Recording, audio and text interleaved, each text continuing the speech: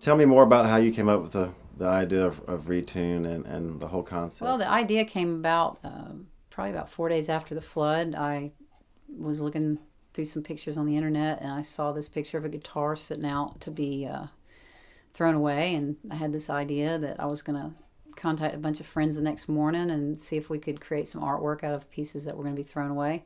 Sent in an email to 50 people, and it exploded and went to 4,000 people or more, and Retune kind of happened overnight, by accident. Then I guess from there we started collecting instruments. Took us a couple months to get the artist on board, I and saw on your website that you have 67 artists that have signed up to ReTune. Tell me more about how those artists came into play with ReTune um, and the roles they've played thus far. well, we really relied on social media to even make Retune a success. Early on, the first thing we did was we started a Facebook page. And within the first week, we had 1,500 people join our Facebook page. I think we're up to 3,500 or something like that now. But we started kind of getting the word out by advertising that we needed visual artists on Facebook. And then I think it just word of mouth through friends. I've got a lot of visual artist friends that are around Nashville, and I was calling people, anybody I knew that I knew I wanted to create a piece of artwork, and then they would tell their friends, and it just kind of blew up that way from the visual artist standpoint. We've had some. I also joined Ann Brown at the arts company downtown because I knew she was working with the art crawl, and I really wanted to kind of pull the artist out and make this about the art too, because we're recycling something and we're giving back, but it's also about the quality of the art that we're creating. And Ann Brown jumped on board right away, and she got some of her top artists who she represents involved, like Brother Mel, Chris Beck. We've got a lot of my friends, Rachel Keiss, Randy Purcell.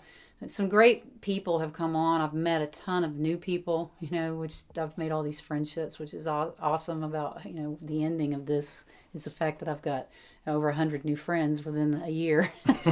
That's kind of cool. But she jumped on board and helped spread the word. And it just kind of blossomed from there. We still have some artists that are just now finding out about it that are coming on board because we do have a few items left, and we've got a couple months left, so we still have time to let those artists create some new pieces. Tell us more about the auction process. I noticed online that the auction process is separated into months. Give us more information on why that's separated and segregated the way it is.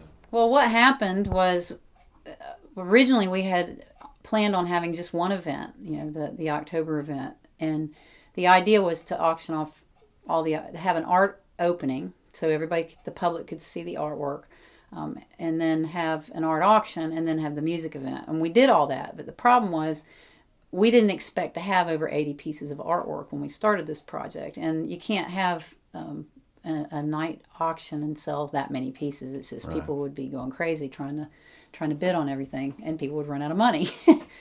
So what we decided was we picked a certain number for that night. We auctioned those off. We had a silent auction, and then the other 70 or 60 pieces of artwork we went in with a company called Moon Toast and created an auction site, and we're auctioning items off, and we're kind of playing with this. This was a complete accident, so I don't really know what I'm doing, but we're playing with this to try to figure out what works in the auction world. And really, it's about media and marketing and Right. getting the word out and reminding people that we have items for sale. But what we do is we've kind of broken up these pieces where we sell a certain, 10 to 15 per month, leading all the way up to the anniversary, which will be our final event, and we'll have a live auction that night as well with what's left. But we're hoping to sell, like I said, 10 to 15 per month. Each month, we're trying to break it down. We're playing like originally we did one whole month, but you don't get bids till the last couple hours.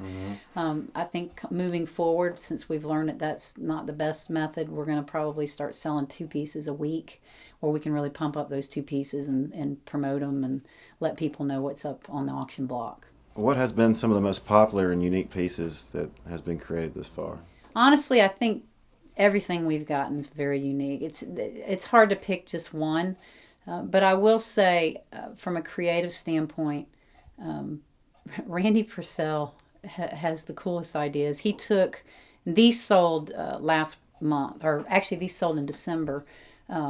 We had some old PV speaker cabinets, and he turned them into chairs. And they were amazing. And the guy who actually purchased them here in town is a photographer for the music industry. So how fitting is that to have, Right. But he also built a bookshelf that is on auction right now that out of drums. The cylinders left over from the drums. But we've had some really cool things. I mean, we had Chris Beck created this life-size statue of what he calls Boots, and it's based on a real jazz singer that was here in Nashville, and he did the research and came up with this concept based on that because he's holding a flood damaged saxophone. Brother Mel is a really well known artist, and he does a lot of sculpture, and Ann Brown represents him.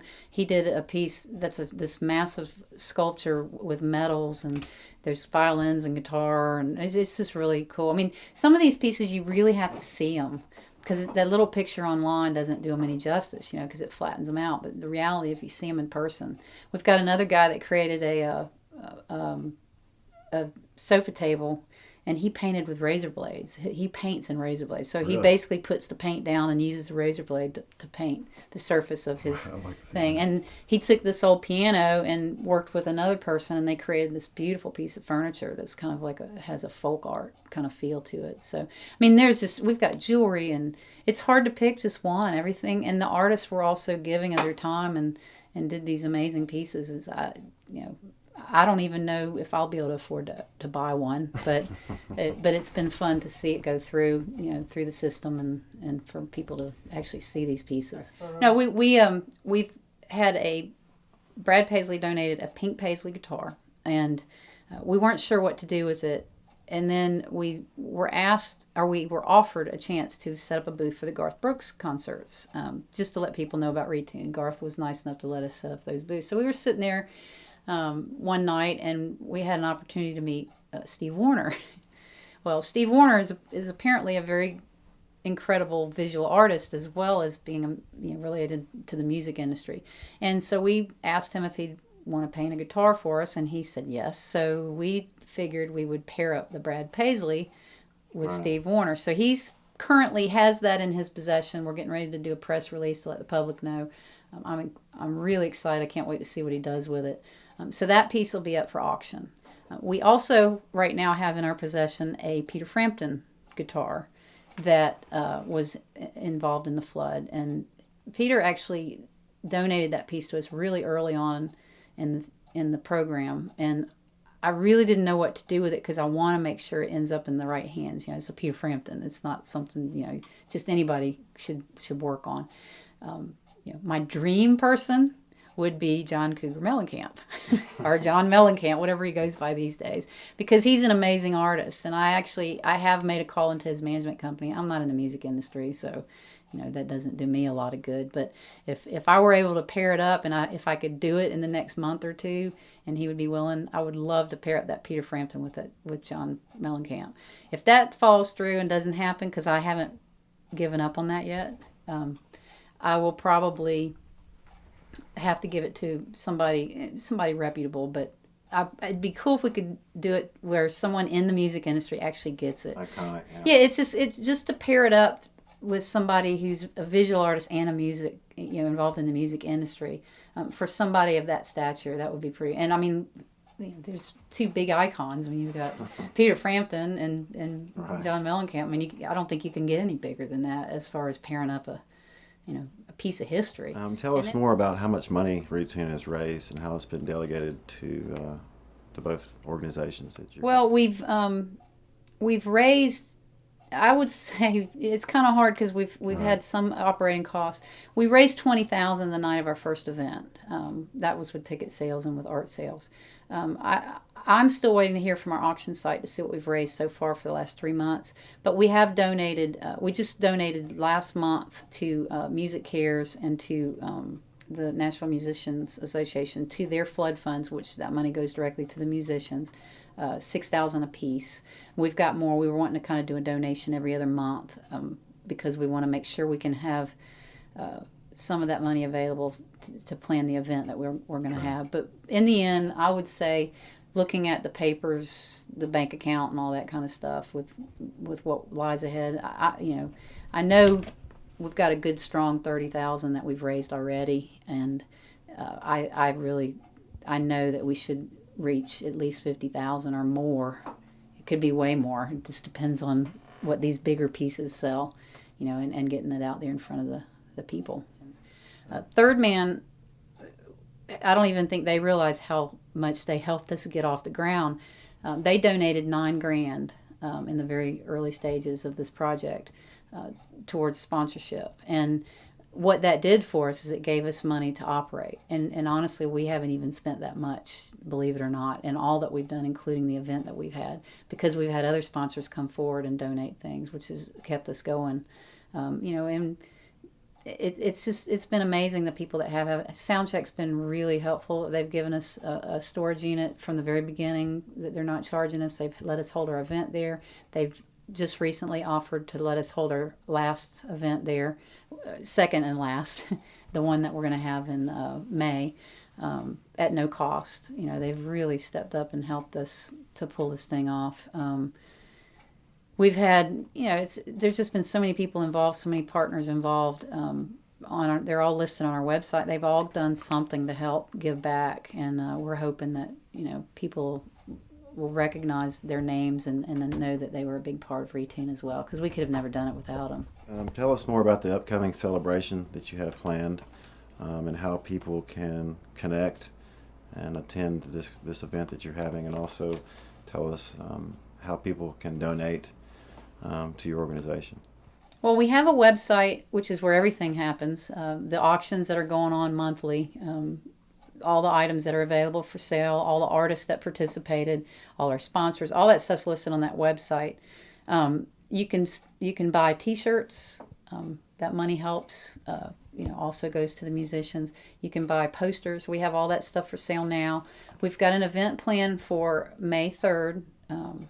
We're in the planning stages now, so we're looking for sponsors.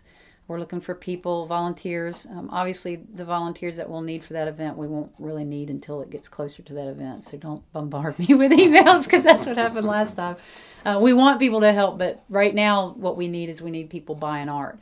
But we do need sponsors. We want to be able to provide food and drinks at the event. We're working on booking some musical talent, because it's not going to be as heavy oriented to art like it was on the first event, because most of the art will be sold by then. We will have a live auction that night. We'll save our top probably 10 items and maybe a few silent auction items, and we will sell those that night, and then we'll move over into the music room and have a really great night of music as well. We got some surprises up ahead that we haven't let the public know. We're also looking at possibly doing some happy hours around town, maybe some wine tastings. We're working with a few different companies right now, seeing if we can put that in place, where people can just come out and meet us and see the artwork and talk to us, and if they have ideas or whatever. We've got 4 months left, and we're working hard to make this as successful as we possibly can before it ends. You guys can go online to ReTuneNashville.org. The site is managed by Moontoast. It's our auction site. All the art's there. All the information's there. If you don't want to buy a piece of art and you want to help, we're accepting volunteers in a couple months for the event in May. We also, you can buy a T-shirt, you can buy a poster. We'll have some new posters coming out when the new event comes up.